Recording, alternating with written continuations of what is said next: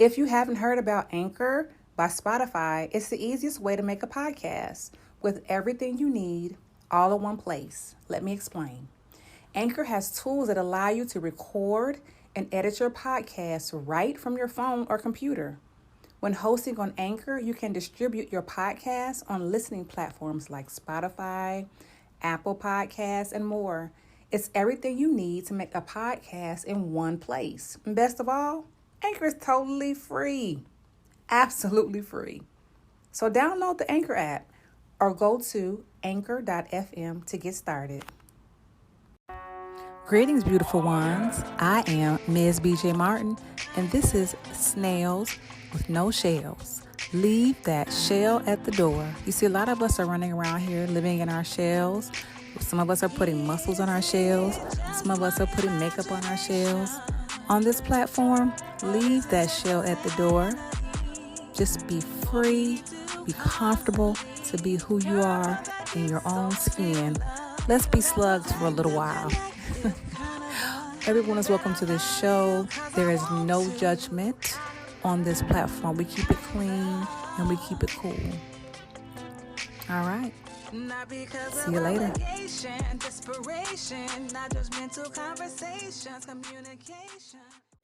Greetings, beautiful ones. I am Ms. BJ Martin, and this is Snails with No Shells. And on my platform, you are going to leave that shell at the door.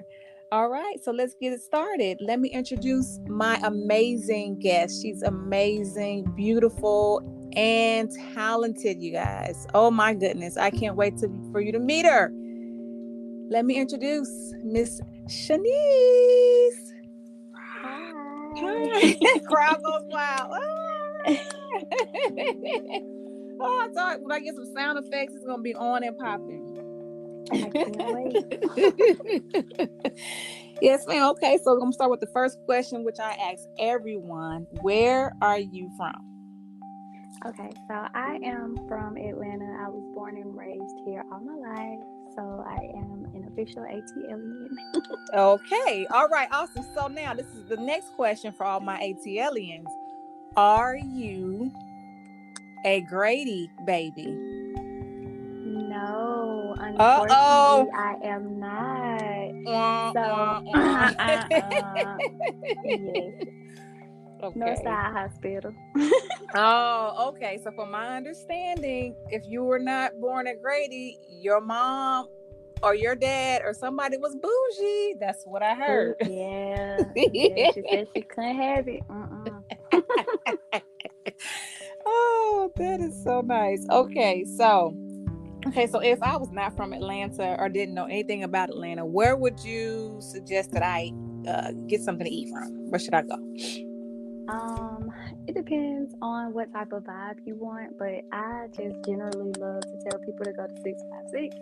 That is my spot. They have good music. It's always a good vibe. It's always a mixed crowd, and they have good food. Okay, so what is Atlanta like? Is there a certain food that Atlanta's known for? Wings. You're going to get some of the best wings. You're going to get some of the best wings here in Atlanta.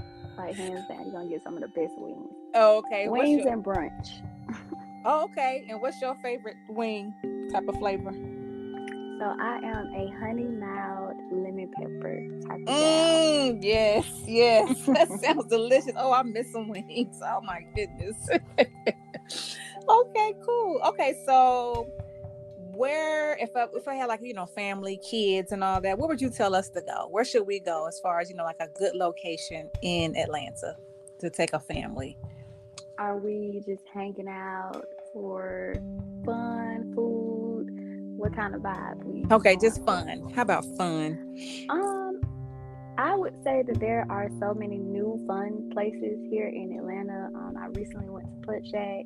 You have Complex Sports, Round One, Main Event.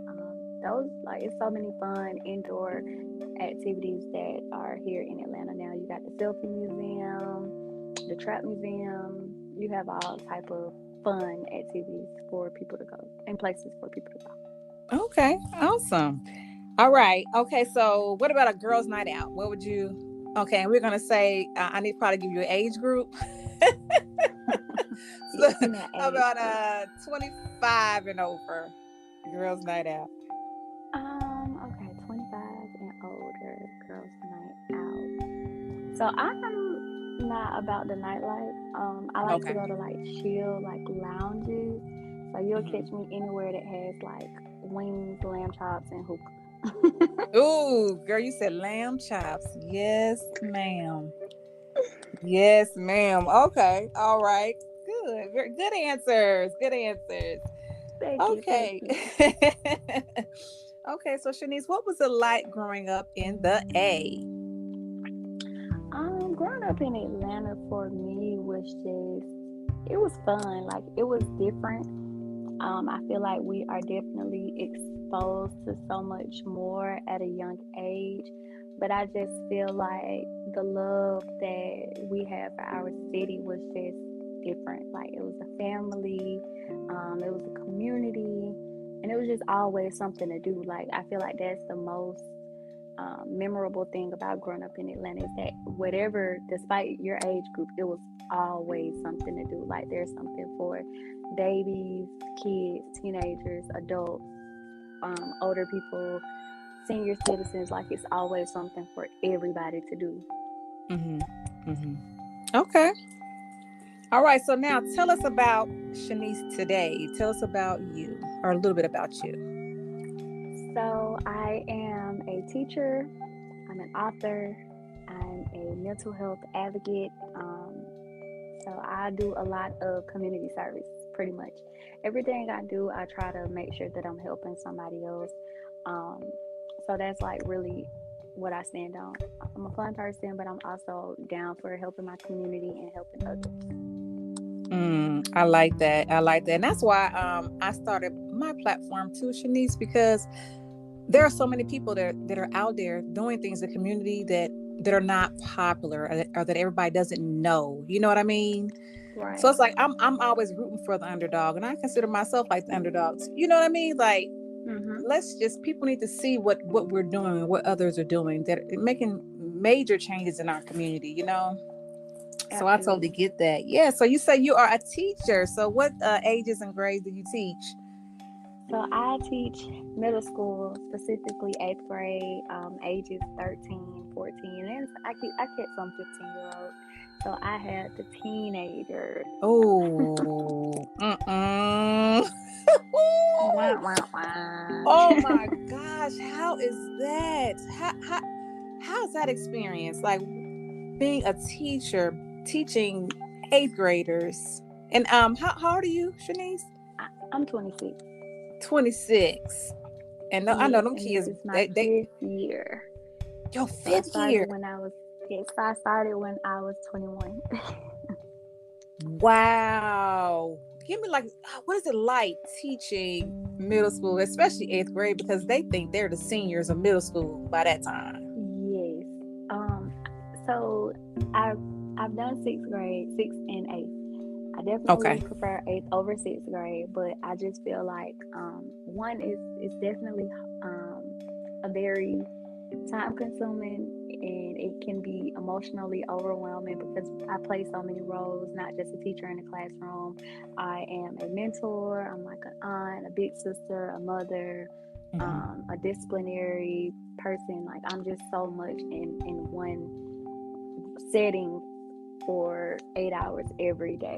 So it Mm-hmm. can be like emotionally overwhelming, but I do love teaching middle school because I feel like that's when teachers make the greatest impact on kids, or that's when you can just period make the greatest impact on kids because they're going through that teenage phase, and where the decisions that they're starting to make is going to affect them in the long run versus when they're in high school and they pretty much made the decisions that's going to determine where they are. So you're able to catch a lot of kids and change the course of their lives just in that Okay. middle school setting. So that's like the most, I guess, the most rewarding thing and the thing that just keeps me in middle school. That's beautiful. That's beautiful. So when you started teaching, did you want to start school? what was the plan with that? Did you think like, okay, I want to do this because I'm going to, change someone's life? How did that start? So initially, I think I am a firm believer in God. So Mm-hmm. I do think it was in God's plan for me to be in middle school. So just I didn't do the traditional teaching route. I am actually a business major. So my goal in college was to own a daycare. So I wanted to work with babies. And my Mm. mentor at the time suggested that I go through Teach for America, which would allow for me to teach with the degree that I have, which wasn't in education. So I Okay. went through this program, and it's not a program where you are able to select. I didn't get to select the city that I worked in, so they told me to pick my top three. I guess I won them over with my argument, and I was able to stay here in Atlanta. You don't get to pick your district, you don't get to pick your grade, you don't get to pick your school. So I had no say so over where I would be. I Okay. knew I didn't want to be in high school because I was only 21. I looked like a child, and I Yes. just knew that that would be super hard trying to be fresh out of college teaching kids that are Mhm. only 3 years younger than me, three or Yes. 4 years younger than me. And I didn't really think I thought I wanted elementary school because I wanted to own a daycare, but I quickly learned because I did some volunteer work that you have to have a lot of patience. And at 21, I didn't have a lot of that. So I Mm-hmm. was placed in sixth grade, and I felt like it was part of God's plan because I lost my sister who was at the time in middle school.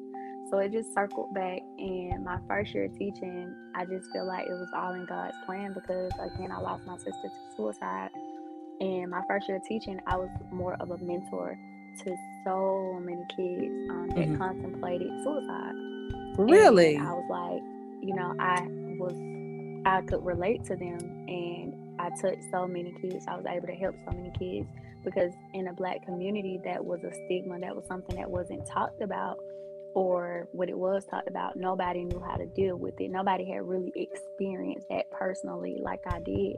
So Mm-hmm. I felt like I was meant to be in middle school. Like it was destined for me to be there. And I think that's why I'm still here 5 years later. Just the way that I've been able to impact kids and just stand in the need, stand in that gap as a teacher, as a mentor, and then bring it together as a mental health advocate. Wow. That's deep. That is wow. And so that was gonna be my next question. Why did you get into mental health advocacy? Why did you start doing that? So part of it was my losing my sister to suicide, and then the other part of it was I actually battled with depression, and I contemplated or attempted suicide a few times in the past. And it was just growing up, it was one of those things that even though I'm a lot younger than my mom and of course like my grandparents and things of that nature, it was just still, even for me only being 26, it was still something that was kind of kept in the closet, and it's just now starting to come to light in 2021 where we are comfortable with talking about mental health issues and Mm-hmm. what we're dealing with in the public, and not one of those, you deal with it in house, or you just shove it in the closet, or you don't know what you're feeling, or you're crazy. And so Mm-hmm. I personally dealt with depression and suicide, and nobody around me understood what I was going through. And therapy wasn't an option because one, we didn't have access to it. Nobody knew where to start for a therapist. Mm-hmm. And then just paying for it, that was the other part. So just putting those two things together, I definitely felt like I wanted to educate myself more Mm-hmm. on the topic, and then educate others on how to deal with it. Because I'm like, if people took the time out to educate themselves, then I wouldn't have felt the way that I felt. Maybe I wouldn't have felt the way that I felt for so long without therapy or just the proper educated people to stand in the need for me. Mm. Wow. Mm. That's deep. That is so deep. I'm finding out some things that I did not know. Yeah, yeah, and that's why I love this. And if you didn't know, and I've talked about it before, that I had experienced trying to commit suicide as well when I was in high school. I was like about 15, and so I too know what it feels like to be in that position, to feel like I didn't matter, and if it wouldn't matter if I was here or not. Right. So that's why I love having this platform, because I get to learn information and just get to know you guys on a deeper level. And it's amazing how uh we seem so different in one way, but then we start talking, it's like, oh, there are a lot of similarities, in Right. We're our more in our like than life. we would think. Yeah, yeah. Wow. Oh, that was deep.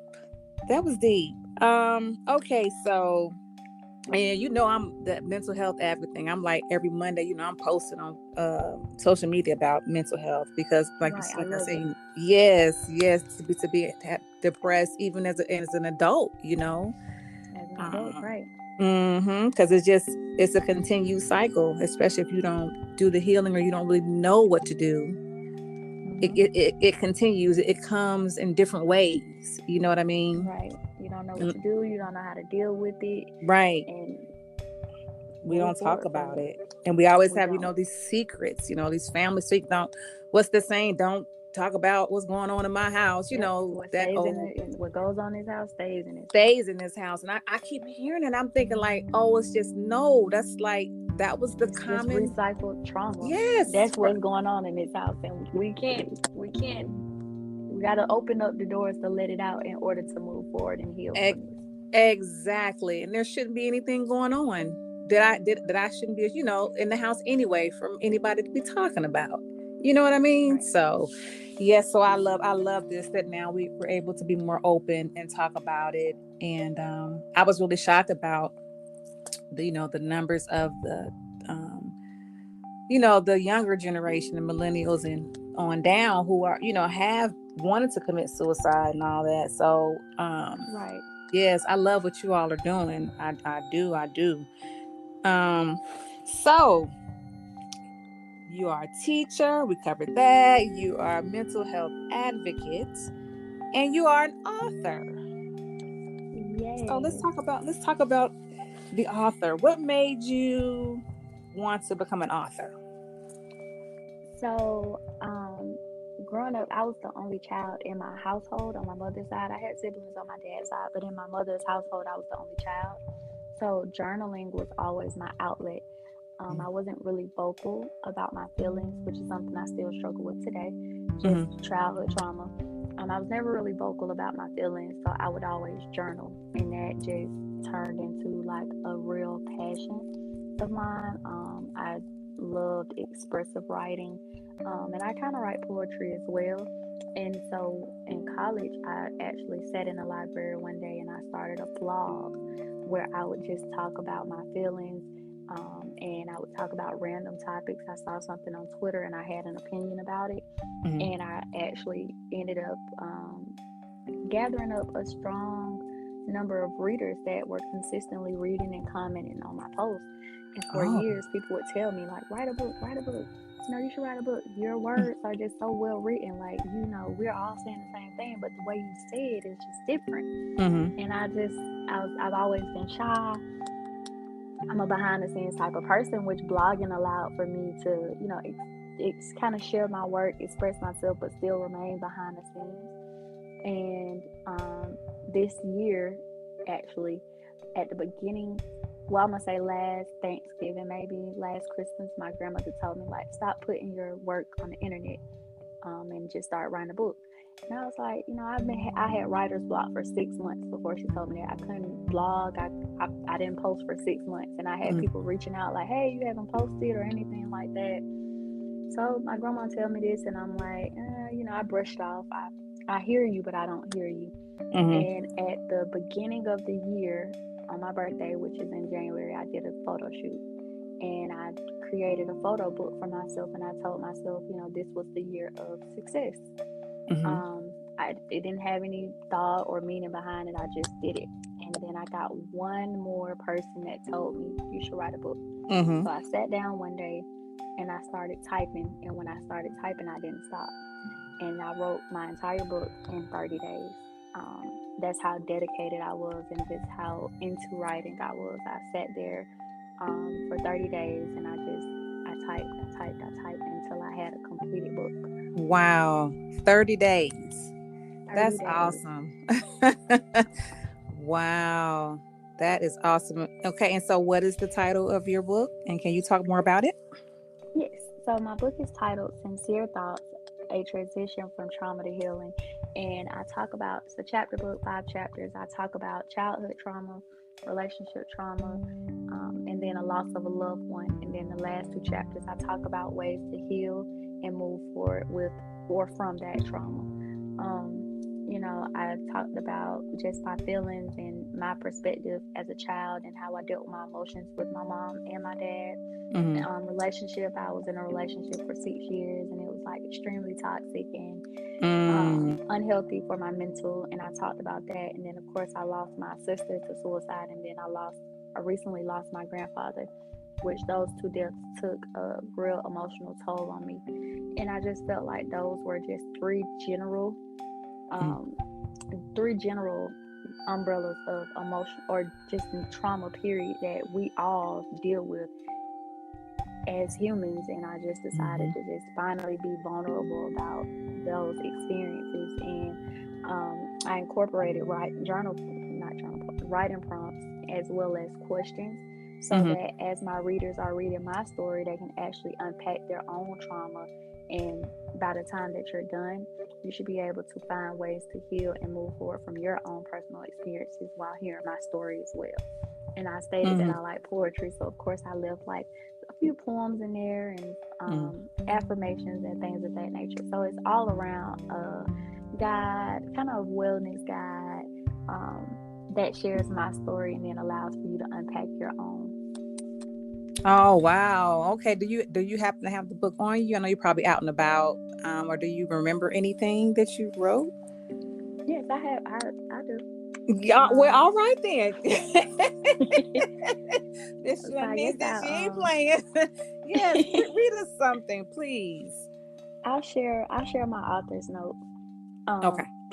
Just living alone is a never-ending battle. Life is full of highs and lows with some sprinkles of good and bad. I'm not perfect, and I really won't pretend to know all of the answers. But I would say I would like to share my story, and in return, hopefully provide some laughs, a smile, and some assistance with getting through the challenges and traumas of life. I honestly don't have all of the answers, but the purest intention is to express myself in a way that is relatable and helpful for someone going through the things I've endured. Understand that once you lose your reasons to fight, you will no longer serve a purpose here. Pouring out my heart into this book had to be one of the hardest things I've ever done. Everyone has always seen me as that kind of person that had it all figured out. So opening up about my challenges and traumas I faced is still a struggle. I had many days where I wrote with tears in my eyes. Some days, especially when discussing the death of my grandfather, I had to stop and take a break from writing overall. I laughed, I cried, I smiled, and so much more writing this book. Overall, telling my story has brought me so much peace and healing. I was able to self-evaluate and properly close doors to many hidden emotions. Oh, that was beautiful. Wow. Thank you, thank you, thank Mm, you. that was beautiful. Yes. And I'm sure we are all honored to be able to hear your story, because that's like major. That's a big step to share your personal story, your journey, especially when you're dealing with those type of topics, the toxic relationships, and the loss of your sister, and your grandfather. And I mean, and it's a lot, because you wanted to, commit suicide, then you lost your sister to that you've overcome a lot.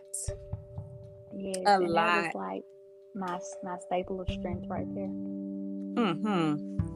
That's awesome. So where can okay, so before I go to that question, was it hard for you to get the book out, like to Actually, get it put no. together, in a physical book, as a physical book?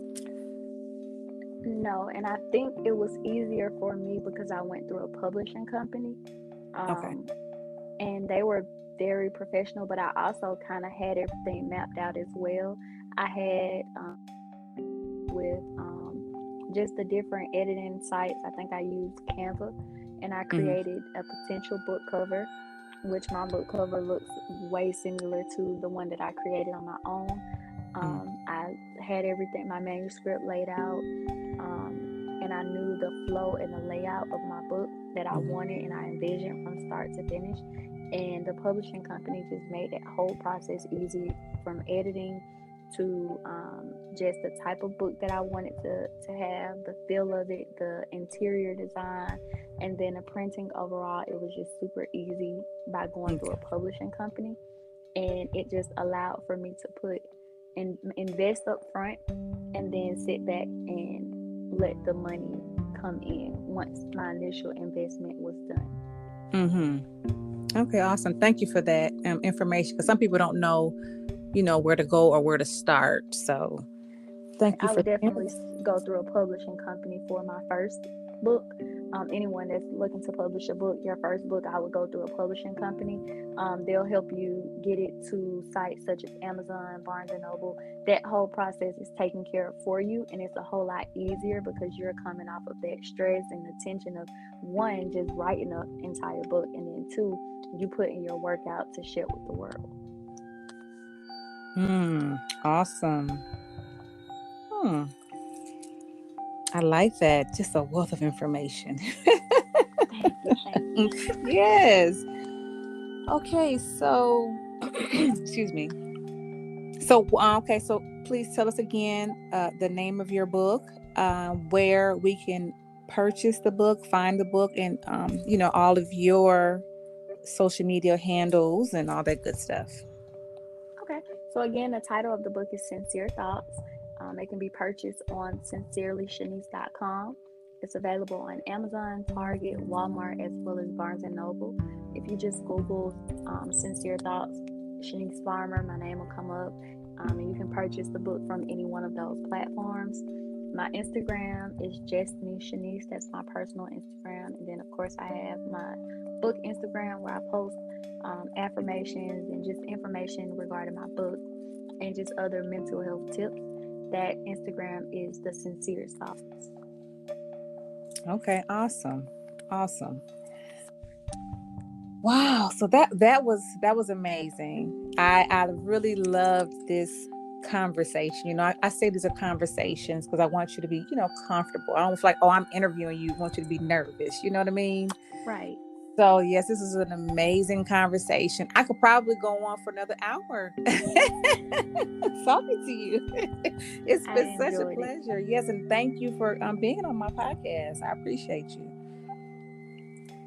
Okay, so before we go, is there like a message that you would have to any of the listeners, or a quote or anything Um, that you'd like to say? it's to would just let's see. I want to leave you all with a nugget. Yes, yes. I'm sure you got a few in that book. I know you could just turn to a page. Yes.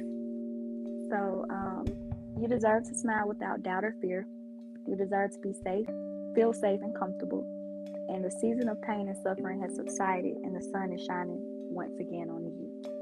So that is my note to anybody, especially with it being December 1st. It's the start of a new month. It's the start of a new season, start of a new chapter. Just embrace it, um, enjoy it, and just flow through it, whether it's good or bad happening in this season. Awesome.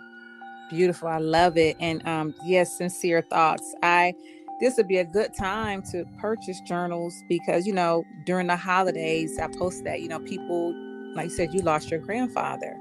People are going through these holidays without, their parents and their grandparents and their loved ones, sisters and brothers, so it's definitely, like you said, Absolutely. yes, it's a good time to journal and to, just, check on each other, check on your friends and Absolutely. families. So yes.